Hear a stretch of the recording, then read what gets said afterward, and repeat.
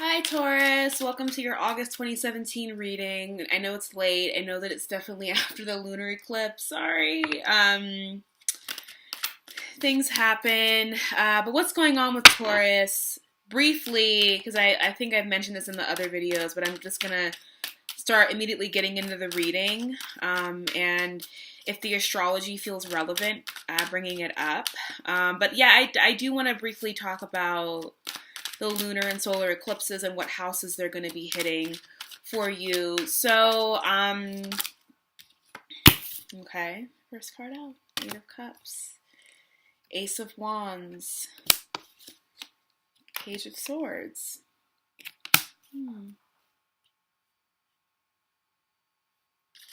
Some of you are definitely moving on from something, walking away from a situation. Because there is a new opportunity, there is a new and fast opportunity, right? An Ace of Wands is something that it's an opportunity that comes kind of out of nowhere. It's fast, it's fire energy, right? And we're in Leo. And you know, and we have this Page of Swords here, right? So possibly moving towards a new opportunity with an air sign. And I read this card definitely being more of a Gemini card. A playful air sign. Sorry, there's a fly not here to bother me. So we have the Page of Swords, air sign, young air sign. And sorry, they've also decided to run the sawmill outside. I live kind of in a rural area, so there's sawmills and chainsaws are very common gear to have around. And you know, we're in the kind of apex, the climax of summer, and we're going to be moving into fall soon. So it's like that about around that time people begin to gather their firewood and go out in the forest and kind of get their wood supply, because it's going to start snowing pretty soon in the mountains. Well, we'll see what's going to happen. But sorry if you can hear that. It's just, you know, Mercury is now in retrograde, so things aren't going to be going really smoothly for me, for my air sign behind. Three of Wands, Ten of Swords, Seven of Swords. Okay, Taurus, August 2017. Taurus, August 2017. The World, what a great card.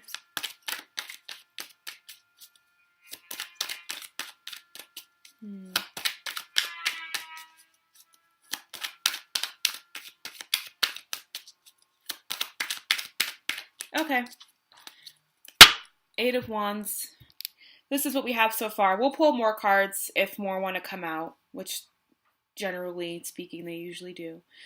Eight of Wands on the bottom. It's like, it's perfect, right, for Leo season. Fast, like the arrows of love coming in, right? Really fast and furious. Things coming in very quickly, messages being delivered. I see these as definitely the arrows of love, the arrows of passion.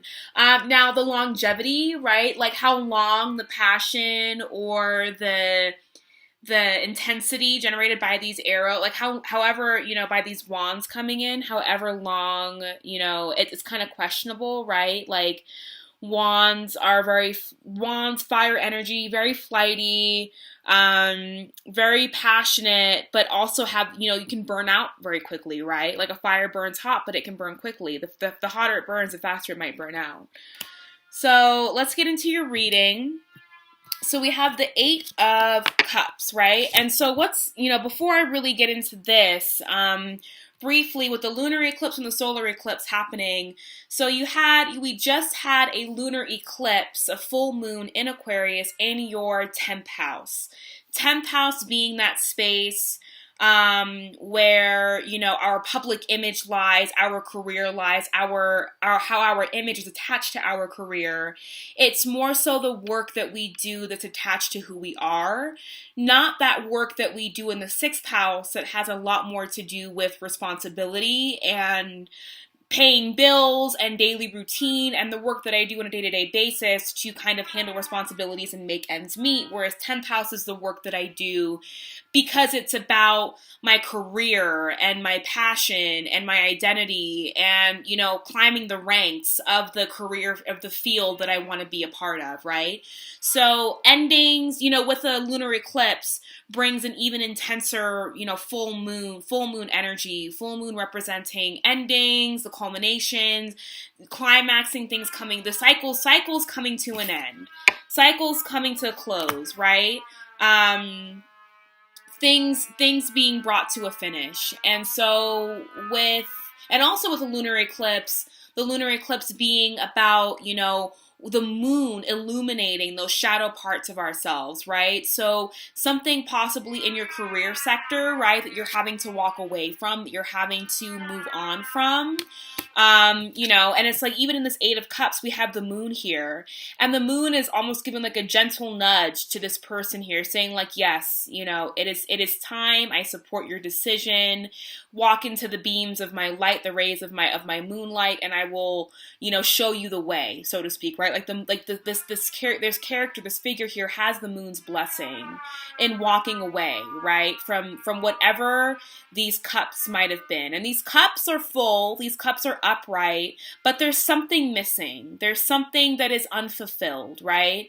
And it is your responsibility to go off and figure out what is it that needs to be filled in this space, right? Does this space even need to be filled, or is it my own expectation, right? Capricorn, Saturn kind of being 10th house energies, being energies that are kind of, you know, Saturn is never satisfied. Saturn is never happy, right? So is this void that I'm feeling, is this emptiness that I'm walking away from even real in the first place, or is it just sort of a made up sort of thing that I'm creating in my own mind, right? And in a sense, walking into something new, a new beginning, right? And the solar eclipse happening on August 21st is going to be occurring in your 4th house. And the 4th house, that Cancer house, where the 10th house is about our outer public image, the 4th house is about, you know, our inner landscape and sort of what we, you know, go through internally, our home, our lineage, the things that we feel attached to, our memories, our past, our family. You know, 10th house is where the more masculine fatherly figure, whatever parent was the more fatherly, masculine, sort of not so nurturing, versus the 4th house, which is a more motherly, more nurturing, more feminine parent, right? Like where in your childhood, in your memories of your family, you know, who was the most nurturing sort of, you know, family figure, right, in your life. And so the 4th house also representing home and where we find security. So new beginnings happening in the solar eclipse. I'm so sorry that they are so fucking loud right now. I'm sorry. I've been having, house finding new places to live. You would think that the eclipse is happening in my 4th house, but it's not. So the solar eclipses, you know, solar eclipse bringing new beginnings with the new moon in Leo, new beginnings, vibrant new starts. And with Leo, it's going to be fiery. It's going to be fun.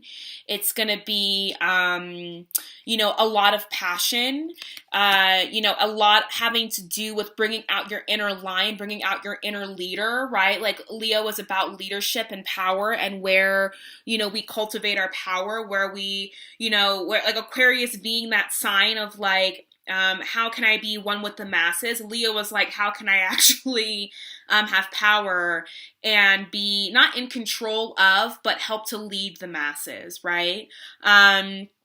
And so with a new beginning happening in Leo in your 4th house, you know, are you being asked to step up to the plate in your family life? Are you entering a new dynamic in your family life where like you are the leader, right? You are having to take charge of you have to take the world, and you know, you got to take it by the hand and kind of take charge of where things are going in your family life. Are there new beginnings? Are you moving to a new home? You know, what other whether, Leo being, children and romance, right? Like, is there a new romance coming in? Are there children, right, coming in? So just kind of being mindful of those areas, but, definitely walking away from something and having the blessing of the moon saying yes, and you all know what it is that you need to walk away from, right? And you have the moon is saying like, yes, I am totally, I am blessing and sanctifying and approving of this desire to walk away, right?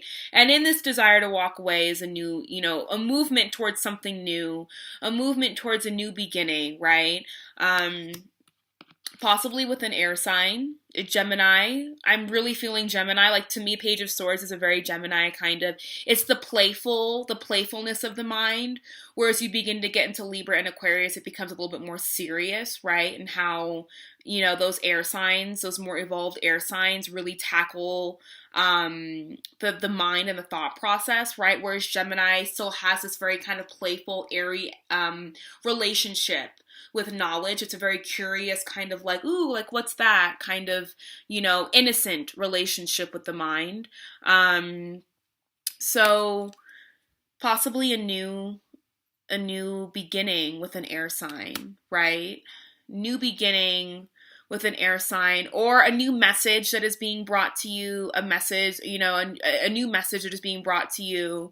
And when we have this combination of fire and air, we have the ability to actually take what is existing in the mental plane, what is existing within the sword, and actually put some action behind it and bring it into fruition, right? And that's basically what the dynamic, right, with that air, and we're in Leo season, which the opposing sign is Aquarius, and we're having this lunar solar eclipse relationship where this lunar eclipse in Aquarius and the solar eclipse in Leo, and we're having this very air, fire energy happening right now where, like, if we're thinking something, if we're thinking something, whether it's good or bad or negative or positive or something that we want or don't want, it's coming to us, right? We're in very heavy duty manifestation territory where it's like, if I think something, I also, I have that Aquarian ability to really envision and to really carry through have these visionary ideas and to really think forward and to think about the bigger picture. And then I have this Leo energy backing me up and actually being able to step forth into the world with these ideas and plant them, right? We're planting these wands. These wands are being planted. And so I definitely also read this relationship here, all three of these cards here, as sort of a relationship in terms of, not a relationship, but a process, right? Where there is this desire to create, there is this desire to make something new, right? And that desire, right, comes from a thought. It comes from an idea. It comes from a message that we've received. It comes from technology. It can come from the airwaves. It can come from, ways that we're communicating with people, right? And in this communication, we're actually now in this fiery peak of the summer kind of Leo season, we're finding the ability and we're finding the drive to actually move forward and implement these ideas into the world, right? And Taurus, y'all are a very patient sign. My Mars is in Taurus, and I feel my Mars and my Jupiter are both in Taurus. And it's actually, and I'm also, my dominant planet is Venus, your ruling planet. So I feel it's one of also my dominating signs in my chart is Taurus. And if you want to find out about how you can figure out what your planetary dominants are, what your dominant signs are, maybe I can, do like a video on that, but it's pretty easy. But yeah, my dominating planet is Venus, and my dominant signs are Aquarius, Capricorn, and Taurus. So I have a lot of Earth, and with Mars, one of my inner planets in Taurus, y'all are very patient. There is this stubbornness, but that stubbornness is necessary in trying to implement and have the kind of patience that a Taurus has, right? Like that stubbornness, because that stubbornness in and of itself keeps you on the track that you know that you need to be on, right? Versus like, say, like a Mars in Aries, or, you know, a very kind of Aries energy, which can be a little bit impulsive and can be a little bit, you know, even Gemini energy, right? You know, can be a little bit impulsive and can be a little bit like, well, okay, I tried this for 2 minutes. What's over here, right? Whereas Taurus is like, I've been here for 2 years, you know, and I'm still not done yet. I'm still not done. There's more work to be done. Now we have this Ten of Swords, right? So there's definitely a cycle. There's definitely something, and, you know, and this card came out underneath this Eight of Cups, right? And and this is swords, air energy, right? When we're having this full moon, we've already had this full moon in Aquarius. We've already had it, right? So what endings? What, you know, and this being, you know, 10 of Swords, right? The 10th house happening in your 10th house, Capricorn, Saturn energy. And this to me is a very Saturn kind of energy of like, you know, the lessons that we have to learn, the karmic lessons that we have to learn, and feeling like the universe just kept handing you all of these lessons, kept handing you all of these swords, kept putting these swords in your back, and feeling like, what the fuck? Like feeling just kind of like, really, universe? Really? Like you're gonna play me like this? You're gonna do this to me? But it was necessary. This was a necessary process. This needed to happen. This laying out, right? And you can think of all of this blood, right, that's being drained out of this figure, like this metaphorical kind of draining as representing, right? Like, you know, Taurus, you know, I'm an Aquarius, we're both fixed signs. And so when we have, you know, a full moon happening in conjunction with the lunar eclipse, it's happening in a fixed sign while the sun is in a fixed sign, right? Like, it's just like the energy is so fixed right now. Sun is in Leo, that the moon, we had that lunar eclipse in Aquarius, full moon in Aquarius, you know, it's and fixed energy. Like I said before, even though that stubbornness that Taurus can have, and that an Aquarius can have too, like you can't tell an Aquarius anything. But, you know, in that stubbornness, while it can serve us to have longevity in our goals and what we want to do, it can also kind of create this energy where it's like, you know, if I'm constantly, like I can, you know, for me personally, you know, last year there were a lot of lessons that I had to learn regarding relationships and not doing the same thing over and over and over again. And that when I do the same thing over and over and over again, I eventually begin to feel like this person laying here on the ground, but it's really nobody else's fault but my own, because I'm refusing to recognize the pattern. I'm refusing to recognize that I'm engaging. These swords they all look the same. They're all hitting me in the same part of my body, right? So is it really the other person's fault, or is it, or am I now in a place where it's like, yeah, shame on, you know, fool me once, shame on you, fool me twice, shame on me, fool me 10 times, like I don't know. Saturn is just kind of like, I don't know what else to say to you all. Like this is, I don't know what else to do, right? So when we're dealing with a fixed sign like Taurus, right, that is experiencing a fixed full moon, you know, in a cardinal house, right? Your 10th house ruled by Capricorn being a cardinal house that requires dynamism and change and, you know, the ability to be adaptable and and take action in different directions, but can also be an energy that can kind of peter out very quickly, or putter out, whatever, you know, very quickly if you're not careful, right?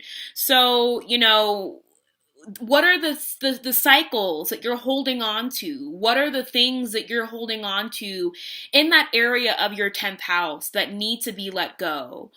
Is there a job that you're holding on to that, in your stubbornness and in your inability, you know, and I suffer from this too, that, you know, I'll stick with a job or in a relationship or in a situation out of my fear of like, I don't want to look like this guy. I don't want to look like I'm quitting. I don't want to look like I'm running away. but that eventually then ends up happening, right? Especially as somebody that has her Mars in Taurus, I try to stick around for as long as I can, and I try to be, as cool and as harmonizing and as, as carefree as I possibly can. And then I find something finally snaps, and then the horns of the bull finally come out, and then I end up, you know, either running towards or away, the object of my frustration with these swords in hand, right? And so it's like, I would really encourage a lot of you all to really look at what are the things that what are the cycles that you're refusing to break free from? What are the cycles that you're refusing to break free from? And, and that's kind of general. So I want to get, was it cycles in work? I want to say definitely cycles in career and cycles in your public image, right? Like, are you engaging, when we're talking about your public image, and your career, right? Are there things that you're sort of engaging in? Are you hiding behind a mask? Are you disguising who you are? And and Aquarius is very much about, Aquarius is a truth teller, right? Aquarius is a sign that, requires honesty, like Sagittarius, right? Requires honesty, requires authenticity, requires people to requires that people approach you in a genuine sort of way, right? Like that's, an Aquarius, in a higher in their highest vibration, right? When Aquarians, when we're not really operating in the highest of integrity, we can be kind of aloof and detached and, not really the most open people. But, Aquarius, the archetype in its highest form, right, requires and asks for truth and asks for honesty and asks more so for authenticity. Like, be authentic, be who you truly are. Speaks truth to power, right? Like the typical sort of activist tagline, speaks truth to power. So is there sort of like a disguise, right, that Taurus, that you're wearing when it comes to navigating your 10th house career, your public image? How are you navigating that? Are you taking, and with Aquarius being there in your 10th house, are you, are you recognizing that in your career there may be a need for that in your career that how are you? I'm trying to think of a way to say this, right? How are you infusing or how are you including or infusing humanitarian ideals, and how are you sort of promoting the power of all versus the power of one or your own power, right? Like, are you sort of being power hungry and running off with these swords, or are you sharing them? Or, you know what I mean? Like, are you using means and ways of getting power that really aren't working for you anymore? Can I get clarity on this 10 of Swords? Can I get clarity on the 10 of Swords? What's happening with the 10 of Swords? Okay, yeah. So, and it's a change. It's a change that has needed to happen for a long time. The Death card for me is not a sudden card. It's not sudden death match, whatever. It's not like the Tower card. It's a card that you saw coming. It's a card. It's a change that you knew needed to happen. And what area? I mean, I already said 10th house, but what other areas is this death card occurring for Taurus? What other areas is this death card occurring for Taurus?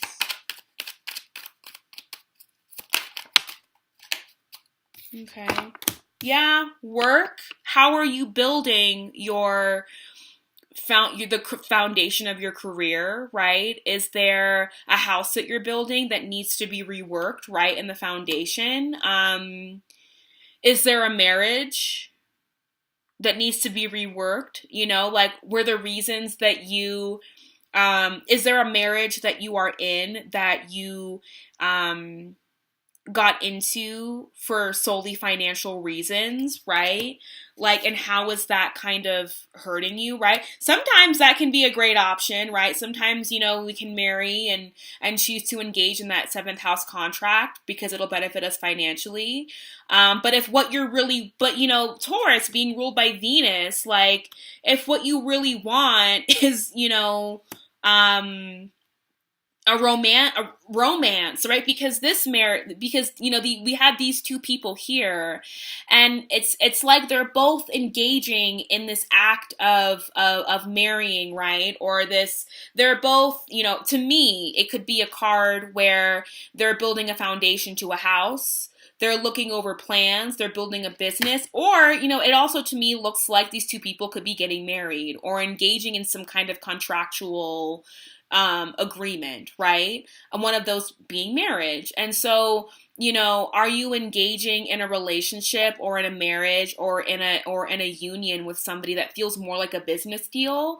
And if so, like, and if it's hurting you, right? And if it's creating this kind of overwhelming sense of like doom and dread and I can't bear to go on, right? And if you want something that is, you know, if you want freedom, right? If you're tired, right? There's a lot of swords here, and I get it because we had that Aquarius full moon on the 7th of August. I totally get it, right? And Taurus and Aquarius both being fixed signs, having to really challenge and like, what are the ways that we keep ourselves imprisoned, right? What are the ways in which you keep yourself sort of locked in your own self-imposed prison? And if what you want is a relationship that is a little bit more colorful, right? Like, where this one bleak spot of this one, you know, beacon of hope kind of color is splashed all throughout, right? Then go and get that. Go and get that. And if you're engaging in this process because, you know, it's for solely financial, like you're trying to, when I see this card, I kind of see as the thief kind of running off in the night. Well, not really, it's the daytime in this card, but you get my point, right? Like the thief kind of running off with all the goods, and it's a card where this person is really cheating themselves. And I want clarity on the Seven of Swords. Why is the Seven of Swords here? Queen of Wands. Yeah, it's like, if what you really want is this Queen of Wands, right, is this, and it doesn't have to be an actual person, it could be the energy of the relationship, right? Like, again, we're in this Leo season. We're in this season where it's like, you know, Leo is about fun and like being so warm-hearted. This is not a warm-hearted card to me, right?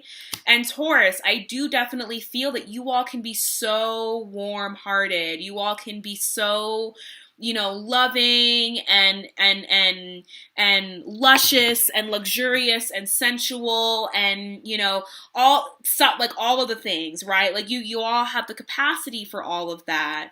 But there's something that you are allowing yourself to sort of be held down by. We have all of these sword cards here, right? So there's a process, there's a cycle that needs to be broken. You know, and this Queen of Wands energy here that I really feel a lot of you all are running from out of fear, right? Are running from out of, you know, not knowing how to really approach this energy because we've been so used to this. We've been so used to this, right? And so now here comes this Queen of Wands, this warm-hearted, you know, and once again, it doesn't have to be a person. It could be the general energy, right? It could be, you know, this warm-hearted Leo energy, Leo person, fire sign, fiery person.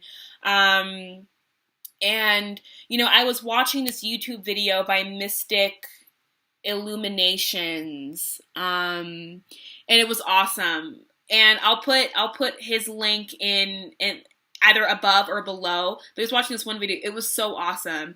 And he was talking about how the fire signs, his name's the peace dealer, right? And he's talking about how the fire signs are it. The fire signs are going to be really responsible right now in this cosmic energy for really, pushing us out of our old cycles, right? Forcing us to grow in really incredible ways. And that he was saying that if you're not really interested in that right now, stay away from fire signs. But, I love fire signs. I think they're awesome. But yeah, I personally am, I work with an Aries woman every day, and and she actually inspires me to be like, yeah, like I really need to grab my Mars energy and my Aries energy in my chart and really assert myself and really just say no and be very clear about what it is I will and will not do, and to just really go for what I want, right? Like fire signs are really inspiring us right now, and it can be scary. It can be something that it's not, it can be energy that it's like, fire energy is also very dynamic and requires that, you don't get too attached to one thing, that you don't get too attached to one idea, that you don't get too attached to the one way of how things need to go, that you be ready to move and move and kind of go with the energy, that wherever this fire needs to go, you need to go with it. But there's a lot of fear. There's a lot of fear of letting in that dynamic energy. And like I said before, as we have the solar eclipse in Leo, I just need to make sure. Solar eclipse in Leo happening in your 4th house. Leo, as a lot of fire signs, are about leadership, dynamism. How are you taking the lead? How are you shaping, right? How are you sculpting your own destiny and your own reality, right? And so maybe you're being asked to step up in the family and within the home, within your inner, within the places where you find security, and I want to say home mainly, right? Maybe, this could represent a mother. This could represent a female family figure or a very feminine family figure that is sort of challenging you to take this throne over, or is challenging you to step up and is challenging you to be a leader alongside her or to take her place even, right? There could be, a sick family member, who needs you to actually step up, but there's responsibility in doing that, right? And that's not 4th and 10th house have a lot to do with responsibility. Our responsibility to, our public image and the people that rely on us because of our career and like what we can provide materially. And then the 4th house is like our responsibility to those at home and who we can nurture and take care of, and how we can provide for those emotionally. Like how can we, like, what do I have to provide materially versus emotionally? where are my responsibilities in those two areas and to other people, right? A Capricorn is very responsible to other people. Cancer is very nurturing and is very responsible to other people in an emotional sense, right? And so are you being asked, right, to sort of face your emotional responsibilities at home? Like what's going on with that? And then we have this World card here. I want to get clarity on this World card because it just seems kind of like a, I do see it as the cycle completing, like as a cycle, as surrendering to the cycle, right? As allowing the cycle to fulfill itself, and in the fulfillment of the cycle, right? This is a very, again, Saturn kind of energy, right? This is what happens when we don't listen to Saturn, and when we don't, and I'm trying to think where Saturn is for you all right now. I do not know. I know Saturn's in Sagittarius, but I don't know what house it's going to be in for you all. I'm sorry. Maybe I can look it up and then put it at the end of the video. Don't hold me to that. So, this is what happens when Saturn throws us karmic lessons and we don't fucking listen. And this is what happens a lot of the times to us fixed signs, right?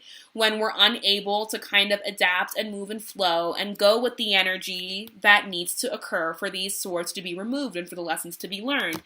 This is kind of what happens when we actually listen to Saturn. We do the work. We buckle down and we learn the lessons. We then receive the greatest gift of all, which is freedom from our karma, right? Freedom from those lessons, freedom from that cycle, from that pattern, right? Because just because this is happening here doesn't mean that another couple of swords don't have to be thrown into that back, or that we're really, it's not a guarantee that we're going to move into the Ace of Swords. It's not a guarantee, right? And who knows, that Ace of Swords after this could very well be the same goddamn thing, right, that is stuck in your back right now. But this is what happens to me in my mind when we actually face and listen to the lessons that Saturn has to throw us. We then end up fulfilling and completing the cycle, and we're free. We're free. We've completed our karmic debts and we're free. But let's get clarity on that. Why is the world here? Yeah. Right? So, again, we have more swords energy. And this energy, with the three of swords, there's some heartache. There are lessons of the heart. There's pain, possibly, that is related to whatever this Queen of Wands is. There's pain relating to the home. There's pain relating to issues regarding the home.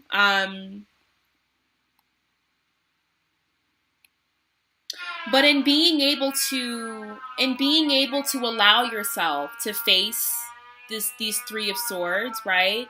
And allowing yourself to, because I once did a seminar like years ago, and we were talking about how we navigate pain or how we navigate difficult situations, right? And so, something happens in our lives, and then, so we're kind of starting on this, we're kind of like, on this very kind of cool arc, right? Or like this cool kind of line, this cool wavelength. That's what I'm looking for. We're chilling on this wavelength, and then something happens, and then our wavelength kind of dips, right? And it dips, and it dips, and it dips, and then, we heal, and then we start to do things, but we don't ever really fully allow ourselves to heal. So while we've been here, like our wavelength has been here, something happens, we dip down here, right?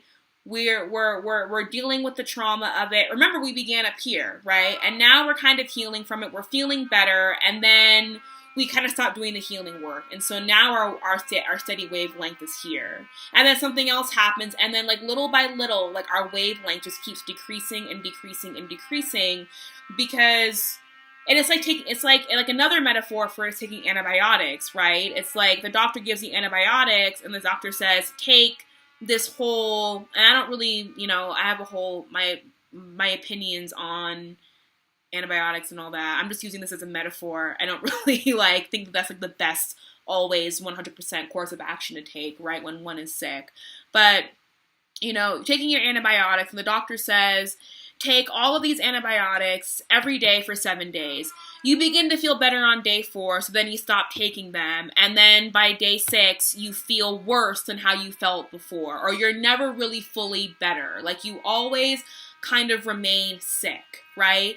And so when we sort of enter into heartbreak, or when we go through trauma, especially in relationships, we'll be in a relationship, that relationship will end, and then 9 times out of 10, we'll end up dating somebody else because we think that we're over the previous person, when in reality, we've just begun the healing process of even getting over, right, what this has created. So we're never fully allowing ourselves to heal, right? And I see a lot of you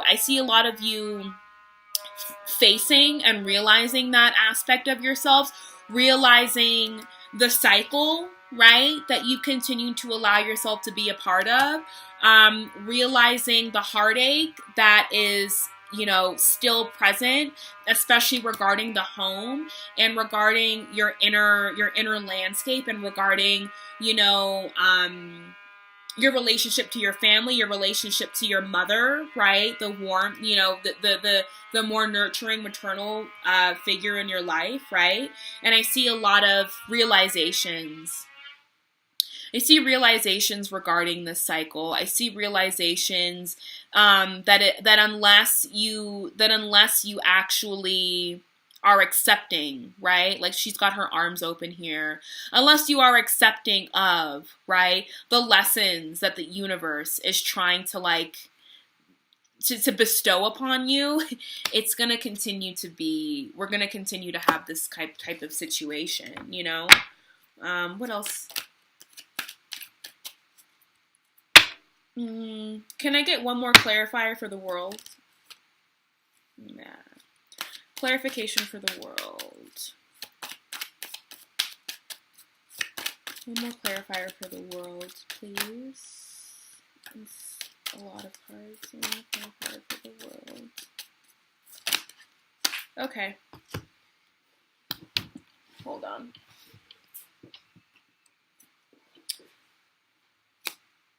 Yeah.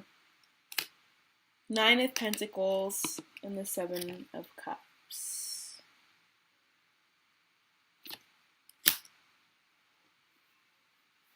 Nine of Pentacles and the 7 of Cups. So,